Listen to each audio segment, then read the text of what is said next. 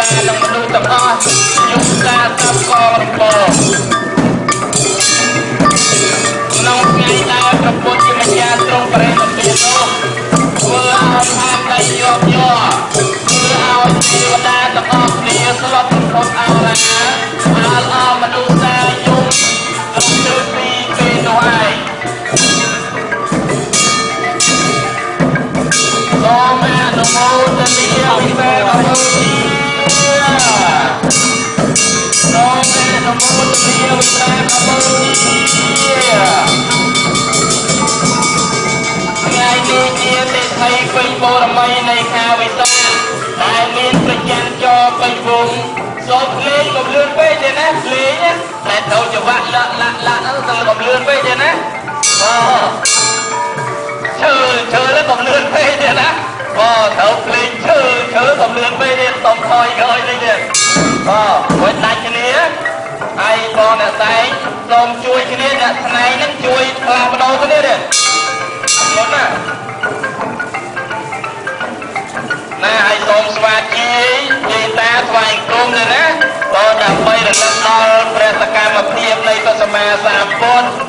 ទ្រង់ប្រសូតទ្រង់ត្រាស់ដឹងនឹងបរិនិព្វានដែលមានពាក្យថានាការពោធិសត្វប្រសូតវត្តជាចាស់ថ្មី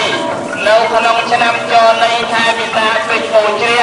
ថ្ងៃសុក្រថ្ងៃត្រង់ខំតម្រង់ចិត្តឲ្យណាសុនទិញឲ្យចាំច្បាស់ថ្វាយបង្គំយកបន្ទៅកាលព្រះពោធិសត្វទ្រង់បានត្រាស់ឆ្នាំរកាថ្ងៃពុទ្ធប្រកាសណាខែវិសាខពេញបរមីនាការពោធិញ្ញាណចូលនិព្វានឆ្នាំម្សិលនាខែពិសាខពេញបរមីថ្ងៃអង្គារត្រូវទាញយាមអង្គារខំឧស្សាហ៍សូរិនរោទុនទិញឲ្យចាំយើងថ្វាយបង្គំបានប៉ុណ្ណាព្រោះហេតុនឹងកំណើតព្រះអង្គកើតនោះជាក់ច្បាស់ទាំងពួងទាំងបានត្រាស់ទាំងបរិនិព្វានពិតជាបានបនច្រើនគ្រប់គ្នាអនុមោទនាអនុមោទនាមហាកុសលក្នុងវិសាខបូជាវាឯការានេះថ្ងៃនេះនៅក្នុងវត្តវិជ្ជាទេកំពើហាក្រោមការដឹកនាំ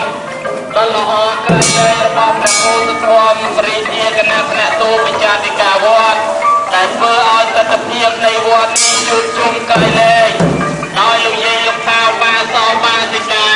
ជាប្រធានចាសិស្សានុសិស្សដោយមើលលើដោយលោកគ្រូអ្នកគ្រូក្រោមអធិបតីភាពនៃលោកនាយកវិទ្យាល័យហ៊ុនសែនសេរីភាពបានមកចូលរួមក្នុងឱកាសពេលនេះធ្វើឲ្យទស្សនវិជ្ជានៃវិសាខបូជាដល់ប្រោដល់ភាពល្អល្អ